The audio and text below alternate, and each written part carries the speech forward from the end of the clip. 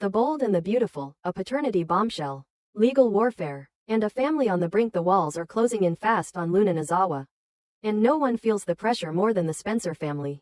What began as a personal crisis has now erupted into a full-scale legal and emotional war, dragging every major player into the fire. In the latest Bold and the Beautiful plot twist, Bridget Forrester drops a bombshell that rips the already fragile peace to shreds. Will Spencer is the biological father of Luna's baby. The confirmation of paternity is the match that ignites the Spencer household. And Katie Logan wastes no time weaponizing the truth to launch a full-scale custody battle.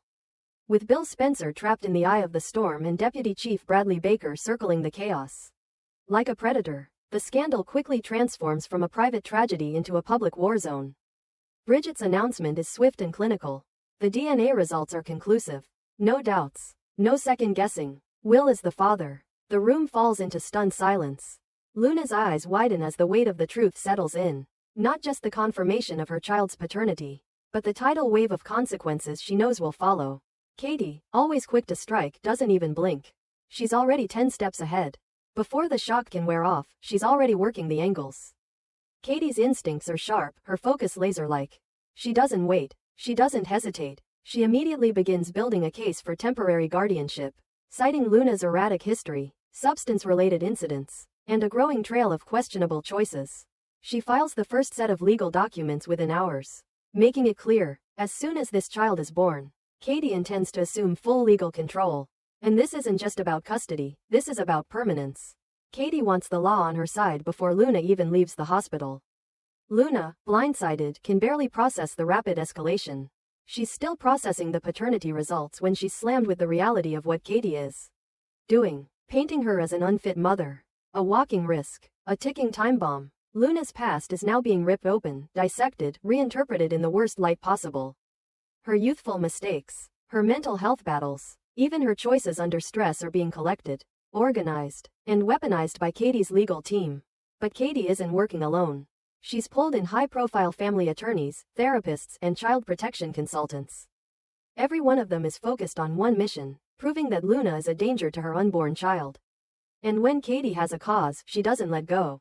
She calls it protection. Luna calls it a takeover. At the center of it all is Bill Spencer, and the pressure on him is mounting from every side. As the biological grandfather, Bill has legal standing, but as Katie's ex and Luna's current protector, he's walking a razor's edge.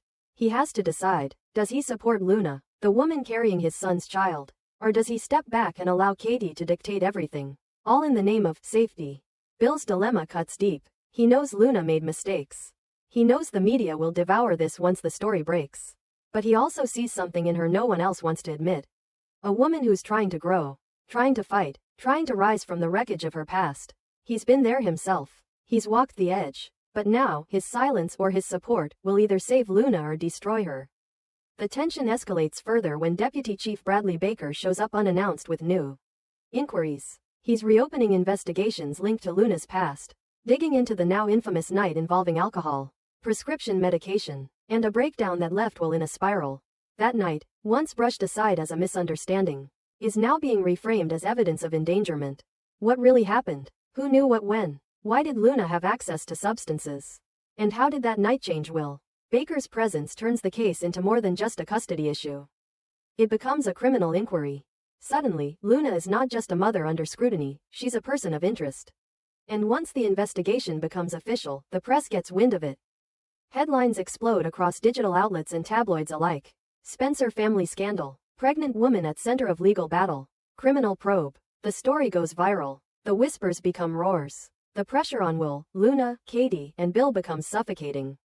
Katie's legal team, now emboldened by the criminal angle, moves to push for emergency guardianship, citing not only Luna's instability but now an active police investigation into potential endangerment and negligence. If granted, the motion would mean that the moment the baby is born, Luna would not even be allowed to hold her child. The baby would go straight to Katie and Bill. Luna is cornered. Her name is being dragged through every court, every news outlet, and every backroom whisper in Los Angeles. She tries to fight back. She calls lawyers. She makes public statements. She pleads with Bill, even Will. But the damage is done. Every appearance she makes, every word she speaks is twisted and dissected by the media machine. The more she tries to defend herself, the more people start to question her stability. Is she cracking under pressure? Is she spiraling? Or is she being hunted by a woman with power and no mercy? Will, caught in the crossfire, breaks. The young man, already overwhelmed by fatherhood, the media scrutiny, and guilt over his role in all this, begins to unravel. He loves Luna, or at least, he thinks he did. But now he doesn't know what to believe. Katie shows him photos, records, medical files. Bill asks him to take a breath and think long-term. And Luna, still clinging to the hope that he might speak out on her behalf, watches as the man she thought would stand by her starts to fade into silence. In a heartbreaking moment, Luna is summoned to a pre-custody mediation hearing. She walks in alone. No Will, no Bill, no one from her side. Katie arrives with a legal army. Bill stands behind her, jaw clenched. Will doesn't even show up. The judge listens as Katie's team paints a picture of Luna as unstable, volatile, incapable of protecting a child. Luna speaks, calm, measured, honest, but it's clear the damage has been done. The court issues a preliminary ruling. Katie and Bill are granted provisional custodial rights. Effective immediately upon birth, Luna crumples outside the courtroom, her world ripped from under her feet. She's still carrying the child inside her, and yet she's already lost him. No one touches her. No one consoles her, not even Bill. And in the shadows, Deputy Chief Baker continues building a file. He's not done yet. There are still inconsistencies in Luna's statements. Unanswered questions about that fateful night. Missing surveillance footage. Prescription records that don't add up. The possibility of a formal arrest looms large. And if it happens before the baby is born, Luna may be giving birth in a jail cell.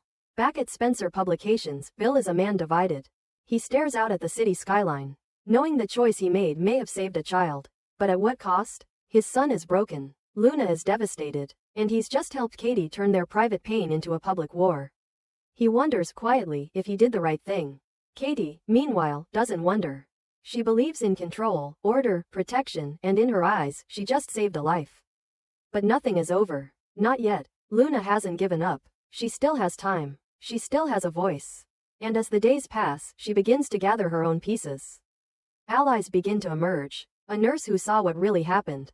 A friend who remembers the signs of manipulation. A message that might prove she was set up.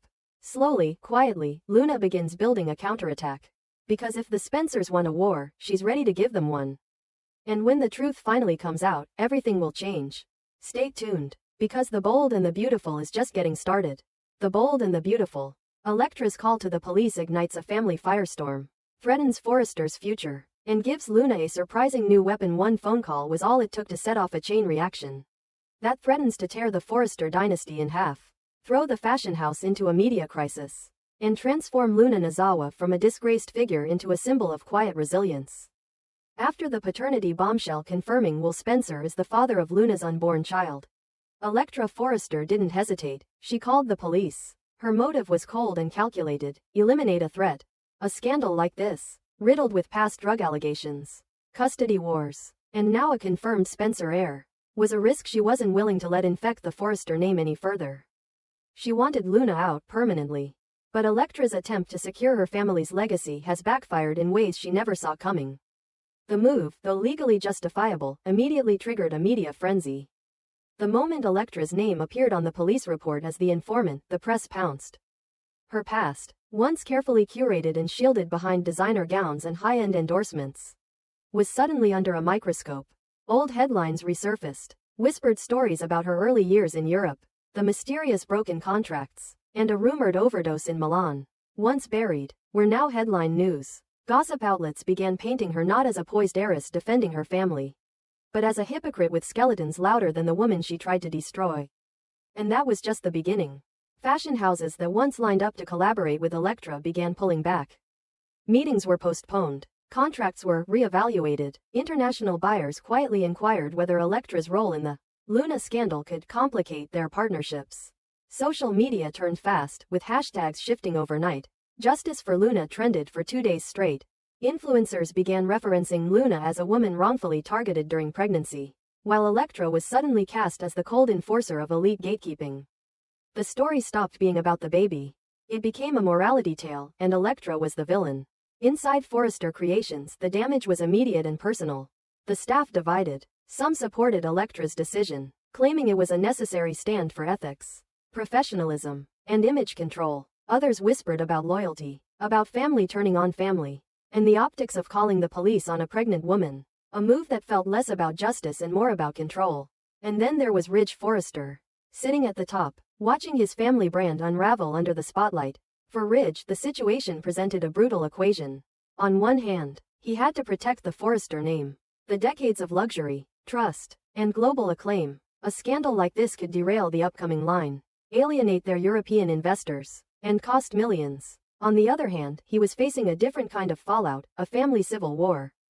Cutting Elektra loose might preserve the company's reputation. Standing by her might permanently fracture the team. Ridge knew he had to decide quickly. The press wasn't waiting. Meanwhile, Luna Nozawa, from the back of a police cruiser in the depths of humiliation, did something no one expected. She stayed quiet. She didn't lash out. She didn't cry on camera. She let the media spin. And then, when the time was right, she re-emerged not as a victim, but as a woman trying to protect her unborn child from a world determined to crucify her.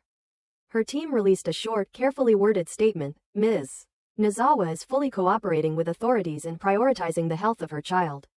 She has made mistakes, as we all have, but she remains committed to growth, accountability, and motherhood. The public didn't see a reckless woman anymore. They saw a mother alone, under attack, fighting quietly for her baby.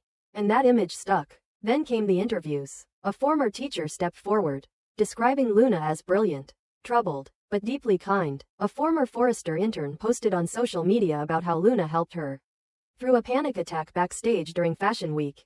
And a nurse, anonymous but verified, leaked that Luna had declined painkillers during a recent exam, stating she wanted everything to be safe for the baby. These stories weren't coordinated, but together, they built something stronger than any PR stunt.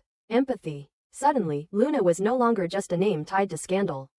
She was relatable. She was human. She was a mother trying to survive in a world that treated her like a threat. The Forrester boardroom was now a war zone. Brooke Logan demanded that Ridge issue a statement separating the brand from Elektra's police call.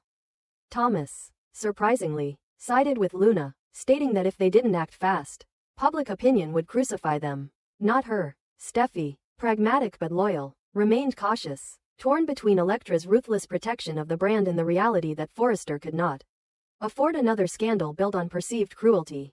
Meanwhile, Elektra doubled down. She called a press conference.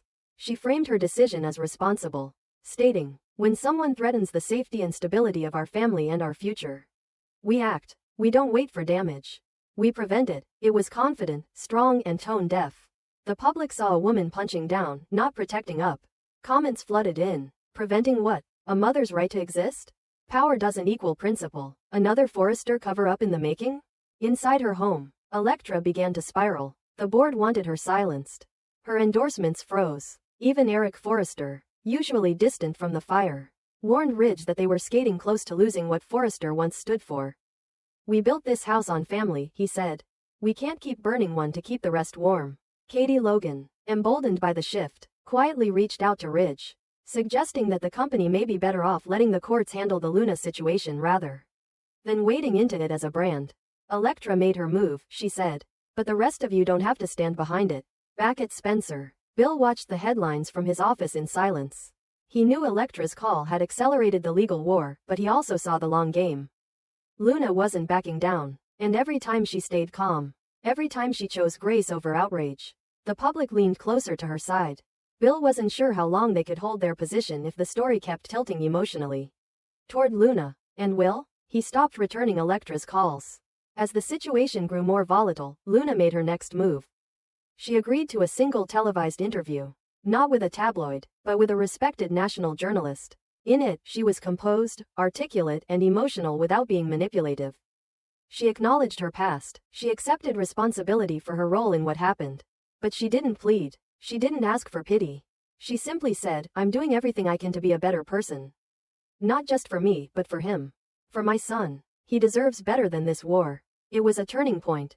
The public now saw two women. One calling police and holding press conferences to defend a brand. And one, humiliated but quiet, trying to become a good mother. The scales were shifting. Forrester's sales dipped briefly, then plateaued. Buyers stopped pulling out, but they didn't come back, either.